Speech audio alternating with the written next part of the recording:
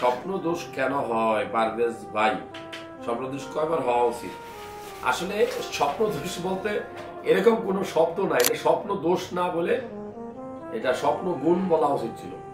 আপনার শরীরে, আমার শরীরে নিয়মিতভাবে প্রতিটা মুহূর্তে বীর্য তৈরি হচ্ছে, সিমেন্ট তৈরি হচ্ছে, শুক্রাণু তৈরি হইতেছে। আপনার শরীরে যে পরিমাণ শুক্রাণু তৈরি হয়, যে পরিমাণ সিমেন্ট তৈরি হয় বীর্য, সেটা কিন্তু একটা নির্দিষ্ট টাইম আপনার শরীরে অবস্থান করবে, 72 ঘন্টা, 3 দিন। এরপরে কিন্তু এটা শরীরের সাথে মিশে যাবে।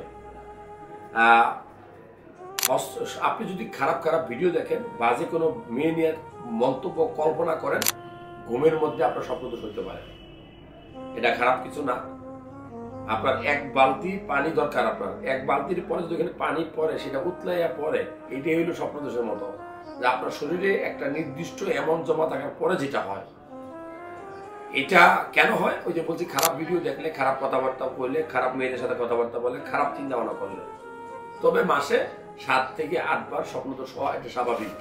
এর বেশি হইলে, অতিরিক্ত হইলে আপনি অবশ্যই ডাক্তার দেখাবেন। ডাক্তারের চিকিৎসায় এসব রোগ থেকে মুক্তি পাওয়া সম্ভব। স্বপ্নদোষ হলে বিয়ে শাদী করে ফেলা উচিত আপনার বয়স হলে।